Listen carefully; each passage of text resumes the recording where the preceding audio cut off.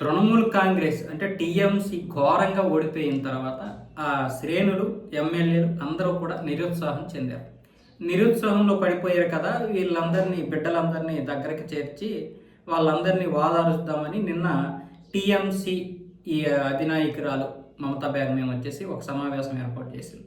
ఆ సమావేశానికి 70 మంది ఎమ్మెల్యేలు మాత్రమే అక్కడ హాజరయ్యారు. మొత్తం 81 మంది గెలిచారు కదా, అందులో 70 మంది మాత్రమే హాజరైతే మిగతా 10-11 మంది ఎక్కడ ఏమయ్యారు?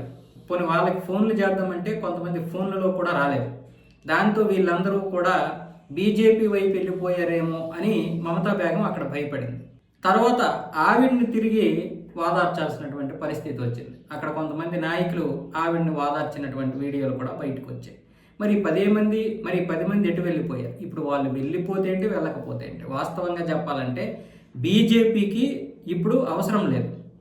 ఎందుకు? బీజేపీ కేవలం ఒక 5-6 స్థానాలతో మాత్రమే అక్కడ అధికారంలోకి రాలేదు. దగ్గర ఇప్పుడు బీజేపీకి 58 స్థానాలు ఎక్కువగా వచ్చాయి. 58-60 స్థానాలు ఎక్కువగా వచ్చాయి. కాబట్టి బీజేపీ భయపడాల్సిన అవసరము లేదు. బీజేపీకి వాళ్ళు రావాల్సినటువంటి గత్యంతరము లేదు. ఎందుకంటే టీఎంసీ ఎమ్మెల్యేలు ఇప్పుడు చేర్చుకోరు. వాళ్ళు ఒక రౌడీలు. చేర్చుకుంటే మరొక 2-3 సంవత్సరాలు పోయిన తర్వాత చేర్చుకోవచ్చు. మరి అప్పుడు రౌడీయిజం ఉండదా అంటే రాజకీయాలు మారుతాయి. ఇప్పుడు వాళ్ళకి ఏంటి అవసరం? వాళ్ళు ఎందుకు రాలేదు? ఏ పరిస్థితుల్లో రాలేదు? ఒకవేళ ఆవిడ మీద అలిగారేమో, లేదా వాళ్ళ యొక్క నాయకులంటే వాళ్ళకి పడలేదేమో, కారణాలు ఏవైనా కావచ్చు. ఇప్పుడు బీజేపీ వాళ్ళని ఆపాల్సినటువంటి అవసరం లేదు. అంటే టీఎంసీ 2 ముక్కలు అవ్వబోతుందంటే ముక్కలైనా అవ్వచ్చు.